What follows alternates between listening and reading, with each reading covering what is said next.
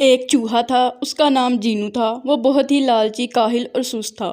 کاہل چوہا بہت زیادہ پیٹو بھی تھا۔ اس کا پیٹ کبھی نہیں بھرتا تھا۔ ایک دن کی بات ہے، جینو کی ماں نے کہا کہ بیٹا تم بہت زیادہ کھاتے ہو لیکن کام کاج سے بھاگتے ہو۔ تم اپنے حصے کے علاوہ میرے اور تمہارے پاپا کا کھانا بھی چٹ کر جاتے ہو۔ یہ اچھی بات نہیں ہے۔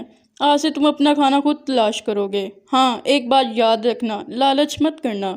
زیادہ کھانے کے چکر میں کبھی کسی مصیبت میں مت پڑ جانا۔ اپنا دھیان رکھنا۔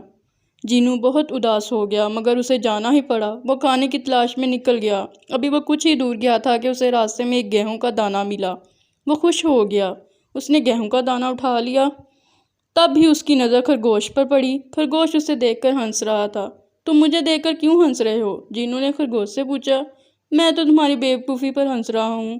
ارے، ایک کسان کی بیل گاڑی یہاں سے گزری ہے۔ تھوڑا اور آگے جاؤ، تمہیں گیہوں کی بالی مل جائے گی۔ خرگوش کی باتیں سن کر جینو کے منہ میں پانی بھر آیا۔ وہ جھٹ سے آگے بڑھ گیا۔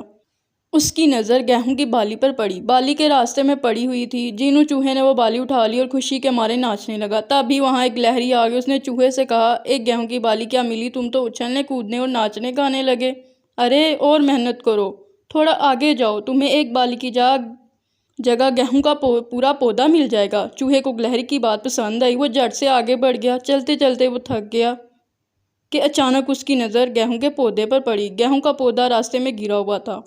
پودے میں بالیاں بالیاں تھیں۔ جینو خوشی کے مارے اچھلنے کودنے لگا۔ گیہوں کے پودے کو دیکھ کر جینو نے اپنے آپ سے کہا، واہ، کیا مزہ آ گیا، اب تو پیٹ خوب بھر جائے گا۔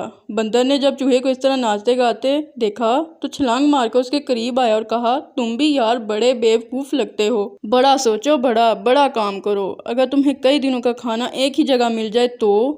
ایسا وہ جگہ کون سی ہے؟ چوہے نے بندر سے پوچھا۔ بس یہاں سے صرف 50 قدم کے فاصلے پر گیہوں کی فصل کا ایک بہت بڑا کھیت ہے، وہاں چلے جاؤ اور زندگی بھر موج کرو، بندر نے جینو کو بتایا۔ چوہا بندر کی باتوں میں آ گیا۔ چلتے چلتے وہ کھیت میں پہنچ گیا۔ کھیت میں گیہوں کی لہلہاتی فصل کو دیکھ کر چوہے کی خوشی کا کوئی ٹھکانہ نہ رہا۔ اس نے دیکھا نہ تاؤ دیکھا، دوڑتا بھاگتا گیہوں کی بالیوں پر ٹوٹ پڑا۔ ابھی اس نے 2-4 دانے ہی گیہوں کے کھائے تھے کہ تب ہی وہ ایک پھنکار سن کر ڈر گیا۔ ایک سانپ اپنا پھن پھیلائے ہوئے بیٹھا ہوا تھا۔ چوہا ڈر کے مارے کانپنے لگا۔ اسے اپنی موت نظر آنے لگی۔ سانپ کی پھنکار سن کر چوہے نے اپنی آنکھیں بند کر لی۔ اچانک ایک نیولا کہیں سے دوڑتا ہوا آیا اور اس نے سانپ پر حملہ کر دیا اور اسے دبوچ کر کھا گیا۔ جینو چوہا بال بال بچ گیا۔ اس نے خود سے یہ عہد کیا کہ اب وہ ماں باپ کا کہنا مانے گا اور کبھی بھی لالچ نہیں کرے گا، کیونکہ وہ ماں باپ کی نافرمانی اور لالچ کی وجہ سے ہی آج ایک بڑی مصیبت میں پھنس گیا تھا، لیکن یہ اس کی خوش قسمتی تھی کہ وہ بال بال بچ گیا۔ تو پیارے دوستو، آپ کو بھی اپنے ماں باپ کی نافرمانی نہیں کرنی اور ان کا ہر کہنا ماننا